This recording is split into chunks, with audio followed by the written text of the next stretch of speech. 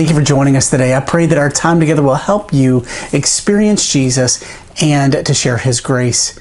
We are continuing our sermon series on lessons from the life of Elijah, and this week we're in 1 Kings chapter 19. 1 Kings chapter 19. Now, if you remember from last week, Elijah had this great big mountaintop experience with the Lord as he had the showdown in the desert with the prophets of Baal and King Ahab, and the Lord answered Elijah's prayer and brought fire upon his altar, proving that Elijah was a prophet of the Lord and that the Lord God reigns above all other. And so at the end of that showdown, we see that Elijah prays for rain, and rain begins to fall, ending the 3.5-year drought that was placed upon the people of God, so that they could recognize who really was the God of blessing, the God of the rain, and the God of Israel. So what we see here is the aftermath of that really mountaintop experience. We see that Jezebel is told by Ahab about what Elijah did, and she's really ticked off. And so she basically sends out an APB to anybody who sees Elijah and says, I'm going to kill him. I'm just going to kill Elijah. I'm going to ruin his reign, and he is going to stop ruining my day. And so Elijah does what every normal person does. He gets out of town. He goes on the run. He is a man on the run, hiding from the powers that be in hope to saving his own skin. And so he goes out into the wilderness for about a day, and he just collapses with depression, with frustration, with just exhaustion. After this great mountaintop experience, he's now in this deep valley of emotion and pain and suffering. So let's turn to 1 Kings chapter 19, and let's read a few of the verses together. Why don't we? Ahab told Jezebel that Elijah had done and how he killed all the prophets with a sword. Then Jezebel sent a messenger to Elijah, saying, So may the gods do to me, and more also, if I do not make your life like the one of those by this time tomorrow. Then he was afraid. Understatement. He was afraid. He got up and fled for his life and came to Beersheba, which belongs to Judah, and left his servant there. Now look at verse 4. But he himself went a day's journey into the wilderness and came and sat down under a solitary broom tree. He asked that he might die. It is enough now, O Lord, take away my life, for I am no better than my ancestors. Then he lay down under the broom tree and fell asleep. And I'm going to stop right there for now.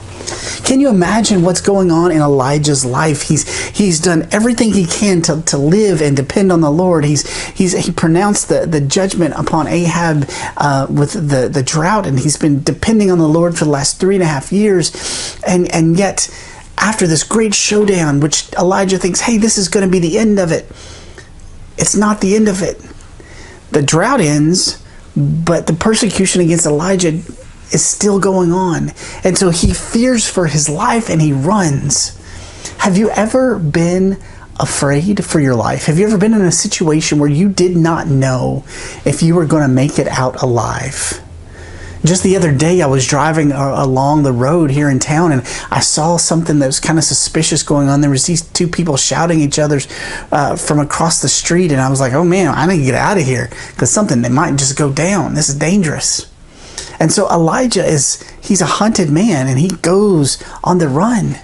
And he gets to this point of just this first day running into the wilderness, and he is just overwhelmed with everything that's been going on. In your life, do you feel moments where you are overwhelmed? You just don't know up from down. You think things are going to go one way. In fact, the complete bottom falls out.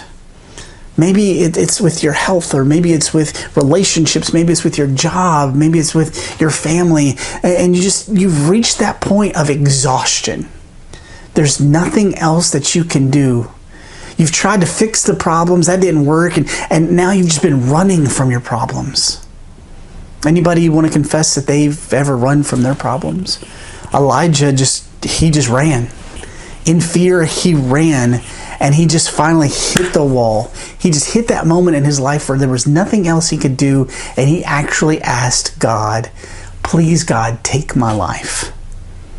Have you ever experienced that low in your life where you just ask God to take your life? You've reached this moment of existential worthlessness. Lord, I do not need to continue to exist. Please take me home. That's where Elijah was. And there's certain lessons that we can learn from Elijah's story. Number one, there gets to be a point where you just have to stop running. And he reaches this point and he stops running for this season. He's too exhausted. He's just not okay. And I'm here to tell you today that you might be going through some of these feelings of anxiety and depression, and there may be things that are going on in your life that you can't control. And I'm here to tell you that it's okay not to feel okay. A lot of us, when we get in these feelings and we get in this depression, we feel like we're the only ones who have this feeling, or there's something wrong with us. Sometimes life just chews us up and the enemy just beats us down. And we just need to recognize that it's okay to have not so great feelings. Okay? Now, don't misunderstand me. If you need help, please ask for help. But it's okay to admit that you are not feeling strong, that you're not in a good place.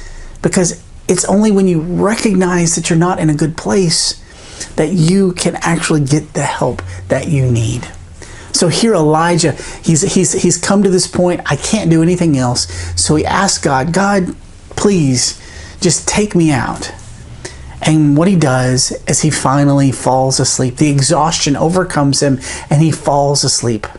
Now I noticed that in my continuing years, every year here recently, is that I can find myself falling asleep in the strangest of places. In the couch, at the dinner table, if I'm sitting in a parked car for too long, I can just start to doze off. And I know some of you even can fall asleep in a pew on Sunday morning.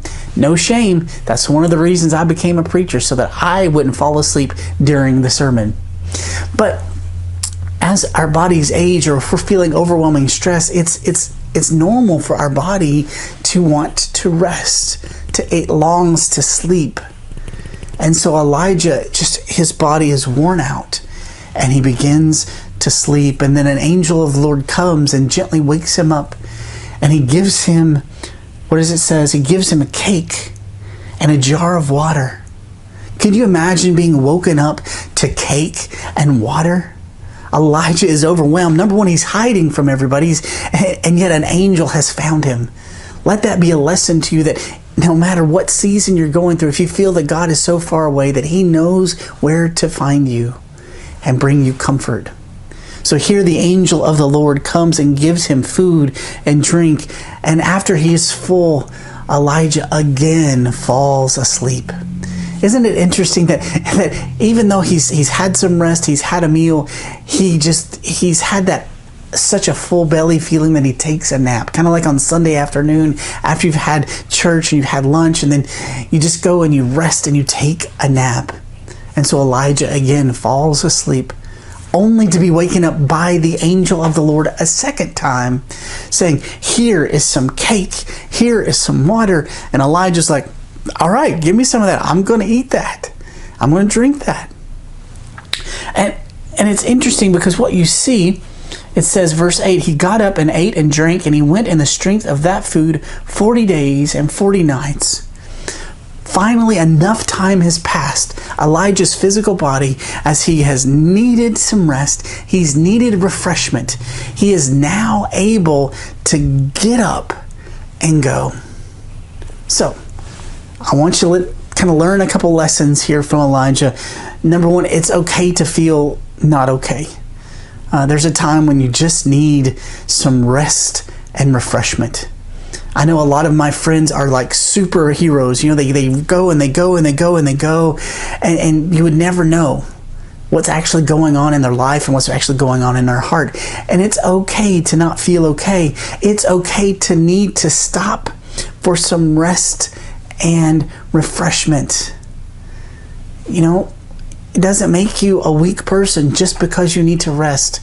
If God set aside time for him to rest after the creation of the world, don't you think we too need to set aside times in our life for rest and refreshment?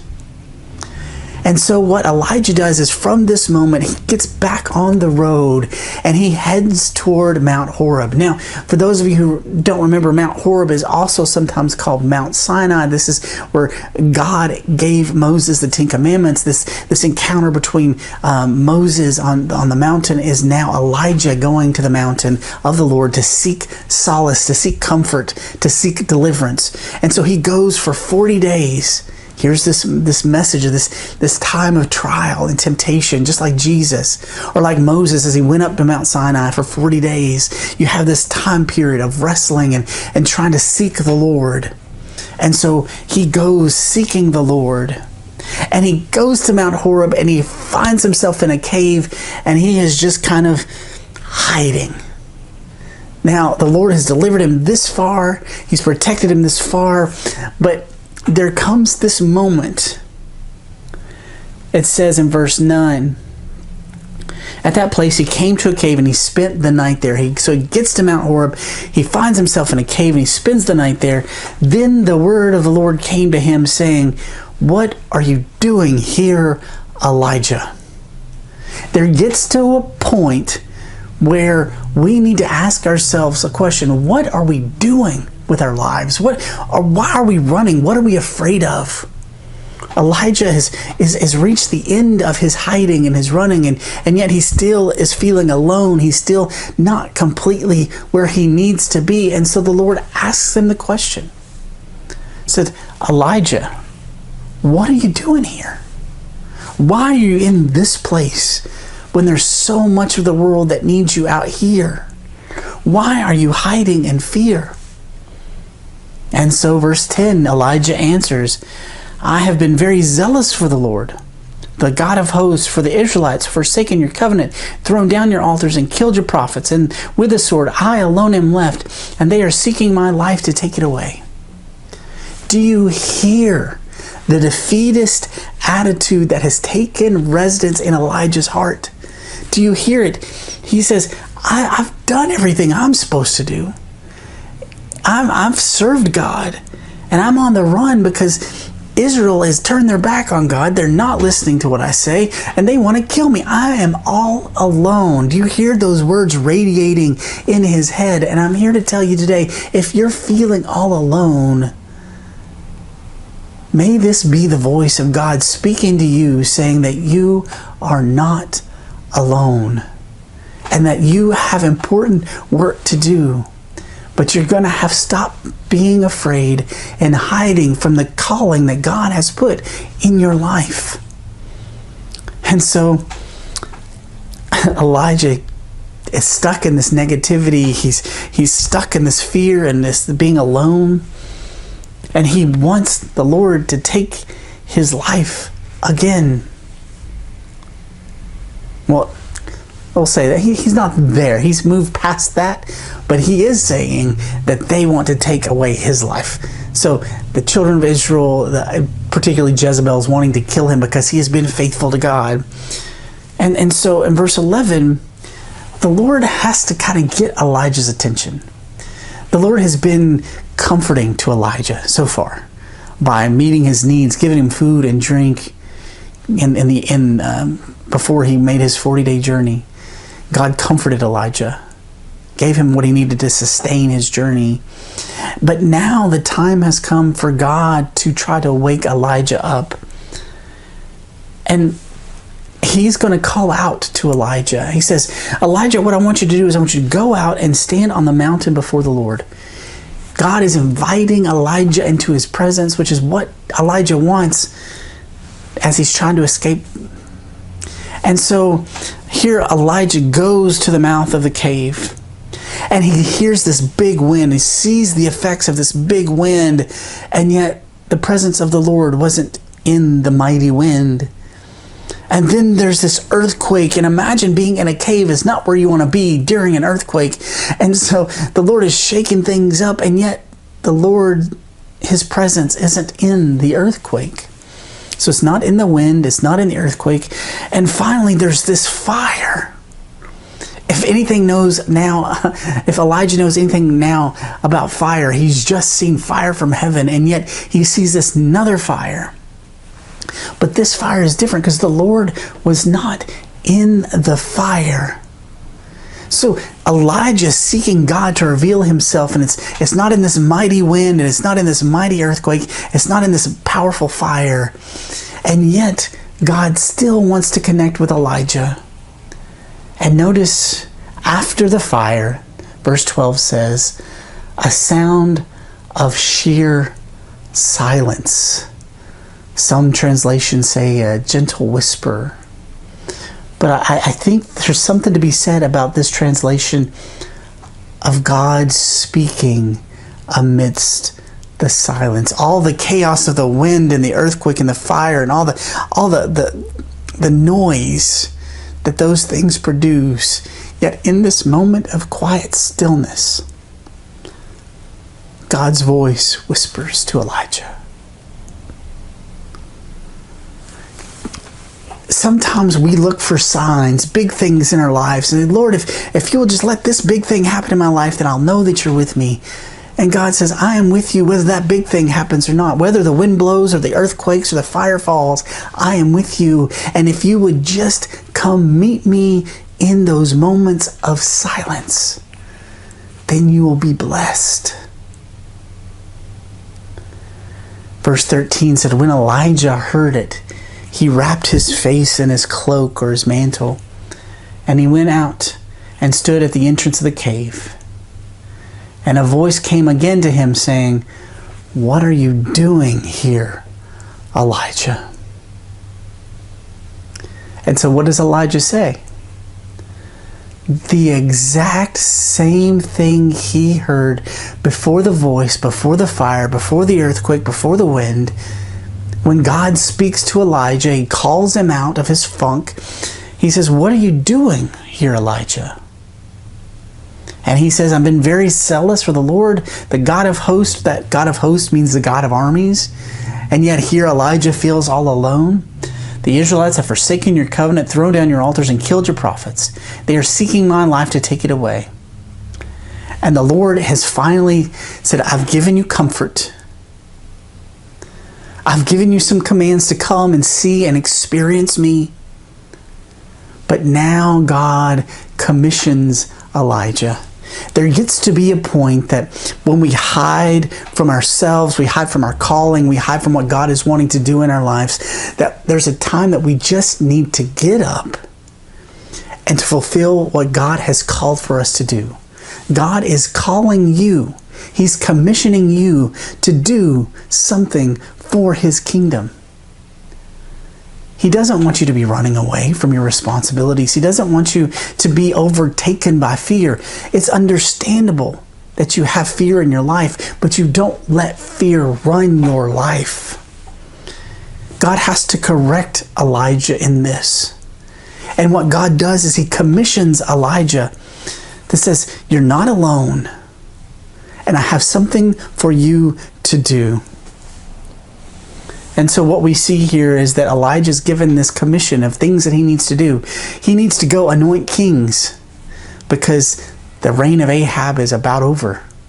So there needs to be a new king lined up in the wings. Not only that, God calls him to anoint Elisha, Elijah's replacement. It says, Elijah, you're not alone, and I'm going to prove it to you. You're going to ordain these kings, and then you're going to ordain your replacement with Elisha. But not only that, Elijah, you're not alone. You see, the enemy likes to make us think that we're alone. And what God says, He reminds Elijah, I'm giving you something to do, but you need to remember that there are 7,000 in Israel that have not bowed their knees to Baal, and every mouth that has not kissed him. You see, Elijah was so stuck in his head that he was the only one, that he was alone, that there was nobody else out there doing the will of the Father, and Elijah was just wrong. God commissioned Elijah to go anoint some people to serve the kingdom of God. He wanted him to train his replacement. And he wanted him to recognize that there's 7,000 other people in this nation that are dedicated to serving the Lord, who are willing to put their necks on the line to serve God and honor God only. You see, we need to remember that we are not alone, that the enemy wants us to think that we're alone. That's why he's given us the church, so that we can meet together to encourage one another, to equip one another, and to recognize that God's kingdom is bigger than our fear. So what are some lessons that we can see from Elijah? It's okay to not be okay at times. There are seasons of highs and there are seasons of lows. We can learn that rest and refreshment is extremely important. It's a gift from God. It's a command of God. We've learned that there's a time to just stop hiding. That we need to come out of the cave. We need to remember that God speaks loudest in those moments of quiet, in those sounds of silence. I think about Paul Simon's song, The Sound of Silence. It was remade a few years ago, and it was in the Trolls movie, for some of you who know what I'm talking about. But you hear there's power in silence, and God can meet you there. It doesn't have to be loud and big movement. God can meet you in those silent places.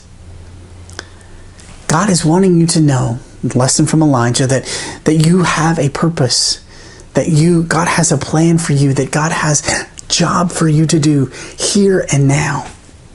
But most importantly, one of the lessons that we learn from this chapter about the life of Elijah is that you are not alone. The enemy wants to make you feel alone and wants to keep you hiding in fear, wants you to think that God is ignoring you. Because there's going to be times that the enemy is testing you, is causing your life to have pain, and he wants you to think that God has forgotten about you. And so you pray and you think, well, God's going to respond like he did with the altar and the fire. And when God doesn't respond in that way, we start to feel alone. I'm going to say that again, just so that you get it. There are times that when things are going bad in our life, that we cry out to God, and when we don't see those big images, kind of like on Mount Carmel, and we say, well, Lord, have you forgotten? Have you left me here alone? That God is saying, no, I have not forgotten you. That just because you don't see these big signs doesn't mean that I've left you alone. That in that still, quiet voice, that God is bringing his assurance that you are loved and you are not alone. That God is commissioning you to fulfill the call that he has on your life, and you don't have to live in fear anymore. There's so much that we can learn from the life of Elijah.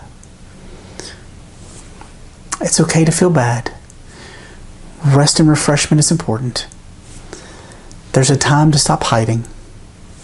God speaks in those quiet moments. God has a plan and a purpose for your life, and you are not alone.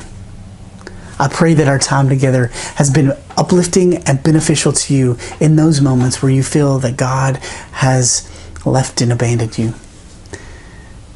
Scripture says very plainly that a bruised reed I will not break, and a smoldering wick I will not snuff out. That in those moments when you are exhausted, in those moments where you feel that you just have to give up, in those moments where you just don't know if you can make it, trust in God and he will see you through, because you are not alone.